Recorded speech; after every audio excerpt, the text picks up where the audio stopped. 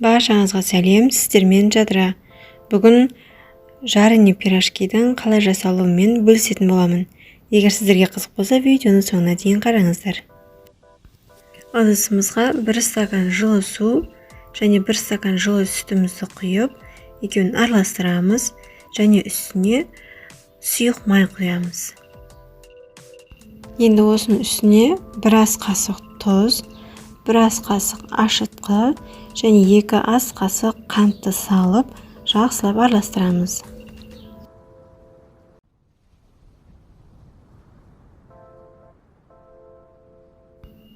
Енді үстіне ұнымызды салып, жұмсақ қамыр болғанша илейміз. Мен осылай әуелі венчикпен, артынша қолмен иледім. Мінекей, менде қамыр дайын, өте жұмсақ болып шығады. Бетін жауып, жылы жерге 1 сағатқа қойып қоямыз.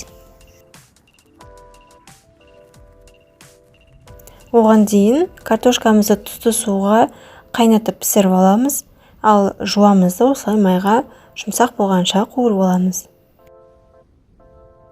Менде жуа мен картоп дайын, енді үстіне көк жуа мен укропты осылай майдалап турап қосатын боламын. Жуаның үстіне картопымызды салып, езгіштің көмегімен езіп шығатын боламын.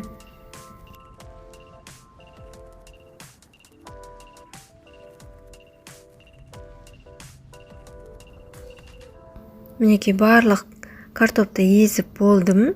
Енді үстіне көк жуа мен укропты саламыз. Үстіне аздап бұрыш себеміз және жақсылап араластырамыз.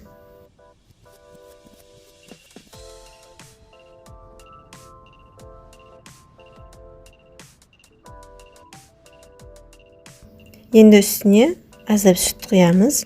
Бұл біздің картопымызды жұмсартып, әрі дәмді етеді.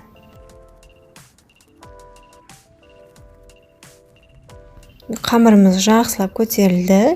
Енді қолымызды сұйық маймен майлап, осы қамырды бірнеше бөліктерге бөліп шығатын боламыз.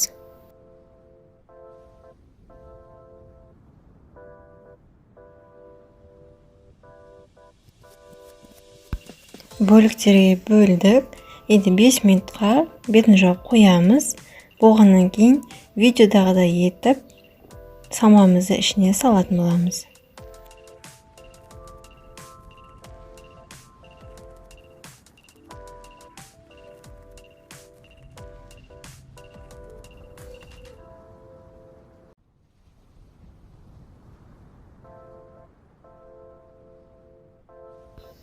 Болған соң, қызып тұрған сұйық майымызға осылай екі жағын әдемілеп қызартып пісіріп аламыз.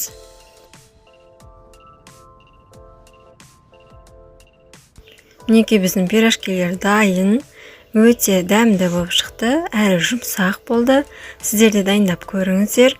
Егер видеоны соңына дейін қараған болсаңыздар, сіздерге үлкен рахмет. Каналыма тіркеліп, лайк басып, комментарий жазуды ұмытпаңыздар.